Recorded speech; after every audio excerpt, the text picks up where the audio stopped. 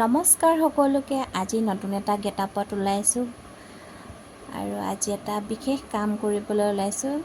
বেগ চেগ লৈ এতিয়া ৰাতিপুৱা 4টা বাজিছে আৰু আমি আহিছোঁ বাগানলৈ। বাগানৰ পাতখিনি বহুত ওখ হৈ গৈছিল, সেইবাবে মাক মই অলপ সহায় কৰি দিওঁ বুলি ময়ো আহিলোঁ বাগানলৈ, পাতকেইডাল ছিঙি দিওঁ বুলি। এয়া আহিলোঁ, এফালে মায়েও ছিঙি আছে, গতিকে মই এইখিনি ছিঙিলোঁ বাৰু, আৰু অলপ আছেগৈ ছিঙিবলৈ। ছিঙি লৈছোঁ।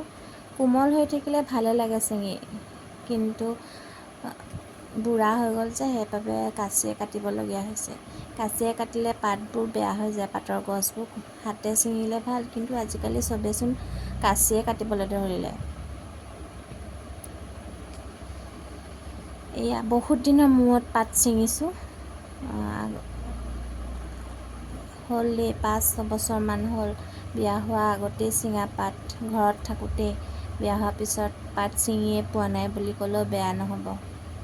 এয়া আজি ছিঙিছোঁহি বহুত বছৰৰ পিছত মাৰ লগত, মাৰ ঘৰত।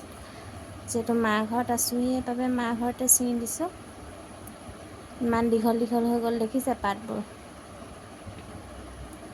মায়ে ভিডিঅ' কৰি আছিলে, যিহেতু মই এখন হাতেতো কৰিব নোৱাৰোঁ, সেইবাবে মাক ক'লোঁ বোলো অকণমান ভিডিঅ' কৰি থোৱা, পিছত চাবলৈকে হ'ব ঘৰলৈ আহিলে যে ময়ো পাত ছিঙিছিলোঁ বুলি। এয়াই হৈছে আমাৰ জীৱিকাৰ একমাত্ৰ উৎস।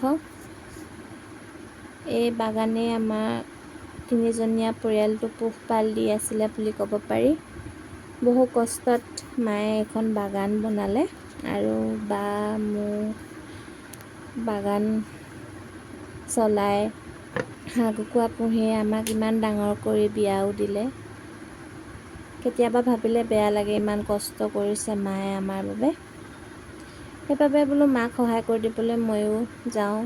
এইখিনি হৈ গ'ল পাত, ইমানখিনি ছিঙিলোঁ আজি পাত। আজিলৈ ইমানতে সামৰোঁ।